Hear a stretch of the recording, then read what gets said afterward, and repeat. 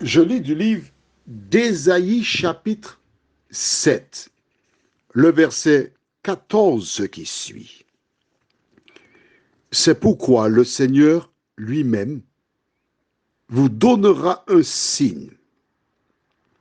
Voici, une vierge deviendra enceinte. Elle enfantera un fils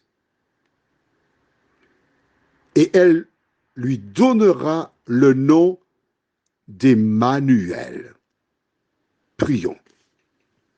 Notre Seigneur et notre Dieu, nous sommes heureux ce matin, une fois de plus, de venir, non pas nous renseigner, mais nous alimenter, conformément à la parole énoncée par Jésus qui déclara à Satan que l'homme ne vivra pas de paix seulement, mais de toute parole qui sort de la bouche de Dieu. Seigneur, merci de nous alimenter.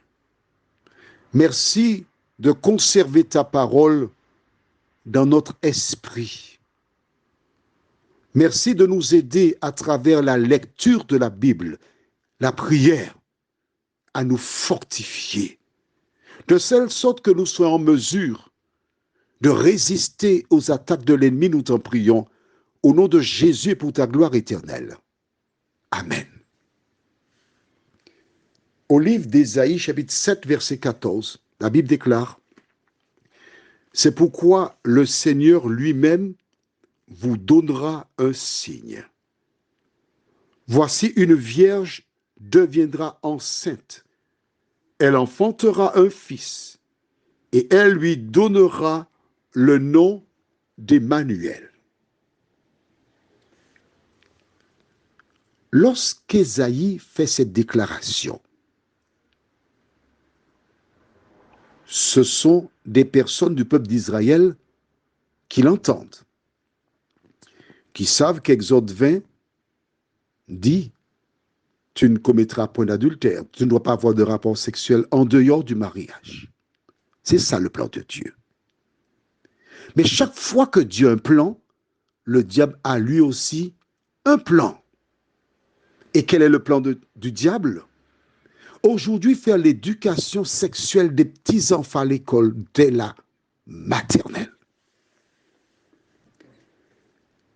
Leur apprendre tout ce qui tourne autour de la sexualité. Cours théoriques. Et à la récréation, des enfants passent à la pratique du cours théorique. En dehors de l'école, pour ne pas oublier le cours, ils passent à la pratique. Que cherche l'ennemi?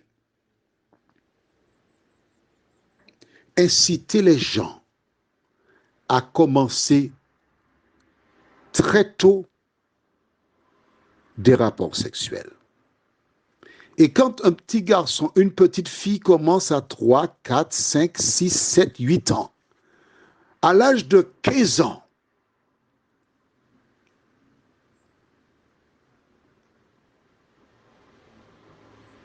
cette jeune fille aura connu bien des garçons.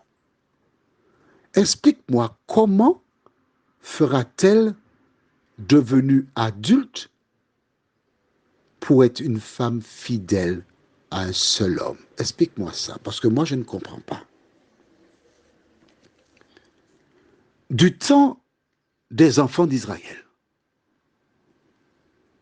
on veillait à donner une éducation.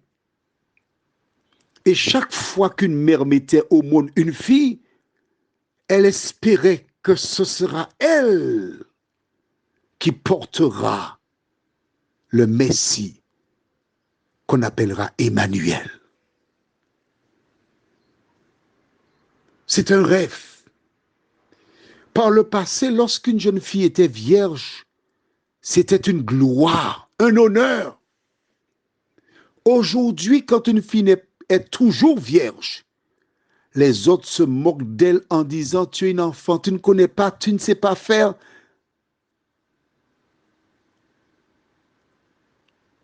Et aspirer dans cette spirale des jeunes ont des rapports sexuels plus tôt,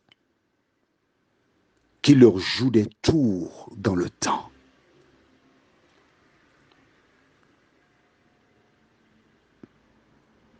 Tu n'avais pas compris ce qu'était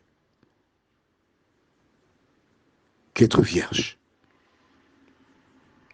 Le contexte, les amis, le copain qui demande la preuve d'amour, etc. C'est fait. C'est fait. On ne reviendra pas dessus. L'objectif des WhatsApp n'est pas de te condamner,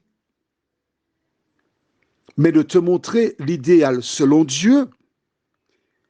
Les pétales ont été arrachés, mais elles sont déjà arrachées, elles sont arrachées. Mais ce qui est important maintenant, Seigneur, là aujourd'hui je connais. Aujourd'hui je sais ce que tu attends de moi. Ce qui s'est passé hier est passé. Par ta grâce, aide-moi à t'être fidèle.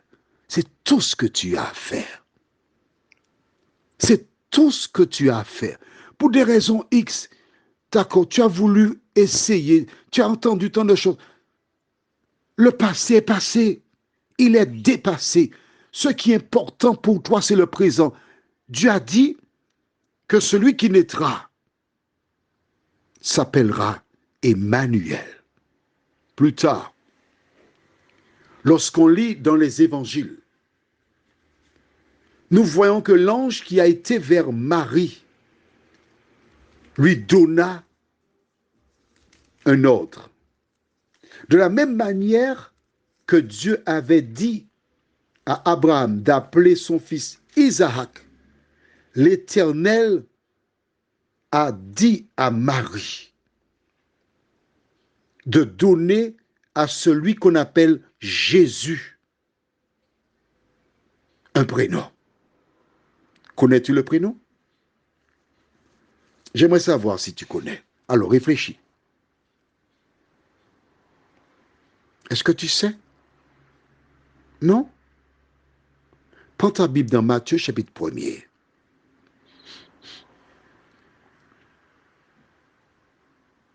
Matthieu 1, tu as trouvé? Et nous lisons le verset 23. La Bible déclare, « Voici la Vierge sera enceinte. Elle enfantera un fils et on lui donnera le nom d'Emmanuel, ce qui signifie Dieu avec nous. » Et oui, voilà. Jésus, son nom c'est aussi Emmanuel, qui signifie Dieu avec nous. As-tu compris cela? Quand des gens te disent que Jésus n'est pas Dieu, tu sais qui les envoie. Prions. Éternel notre Dieu, notre Père. Grâce à Ésaïe chapitre 7 au verset 14, nous découvrons que Jésus a un prénom qui signifie Emmanuel. Quel beau nom! Les gens de l'époque ignoraient ce que cela voulait dire.